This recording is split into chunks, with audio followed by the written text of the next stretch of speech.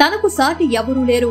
మాతృశ్రీ సంస్థల అధినేత పోతిన శివ గత 5 సంవత్సరాలుగా Matrusri builders and charitable trust, Srirama Buddha welfare association ఆధ్వర్యంలో ప్రజలకు సేవా కార్యక్రమాలు చేస్తున్నామని, సామాజిక సేవతో సంతృప్తి కలుగుతుందని, కార్మికులకు, పాతాచారులకు అనేక కార్యక్రమాలలో పోతిన శివ తన వంతు సహాయంతో ఆయన ముందు ఉంటారు.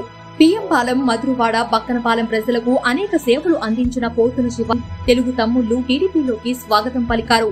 ఆయన చేసిన కార్యక్రమాలు చెప్పలేని ఉన్నాయి. ఒక సాధారణమైన కుటుంబంలో జన్మించి అనేక కార్యక్రమాలు, కొన్ని లక్షల రూపాయలు సాకారాలకి అందించిన వ్యక్తి పోతిన శివ. మనసున్న మహారాజు అని ఆ యొక్క ప్రాంతాలలో చెప్పుకున్న మాటలు. ట్రస్ట్ పేరిట తన సొంత నిధులతోనే సేవా కార్యక్రమాలు అందించడం జరుగుతుంది. ఏ సమయమైనా, ఎంత అర్ధరాత్రి అయినా తలుపు తడితే చాలు నేనున్నానంటూ తన ముందడుగు వేస్తాడు.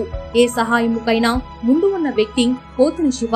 కరోనా సమయంలో కూడా తన సేవలో మరువలేనిది అనేక మందికి భోజనం, నిత్యావసర సరుకులు కూడా పంపిణీ చేశారు. ఆ సమయంలో కూలి వాళ్ళని ఆదరించిన వ్యక్తి పోతిన శివ. సార్ నమస్తే సార్. సార్ ఎట్లాగా మీ సేవా కార్యక్రమం మీరు మొదలు పెట్టారు? ముందుగా సమాజానికి వైసీపీలో 2018లో ఉన్నారు మీరు. అయితే 2024లో కూడా వైసీపీలోనే కొనసాగారు. నెల ముందు అంటే ఎందుకని ఎలక్షన్కి నెల ముందు మీరు పార్టీ మారారు?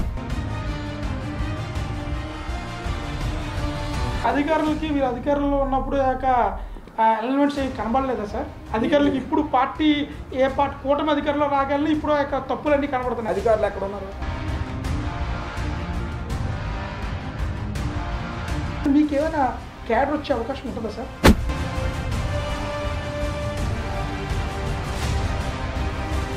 మీ ప్రభుత్వంలోని విశాఖపట్నానికి గంజాయి రాజధాని అంటారా?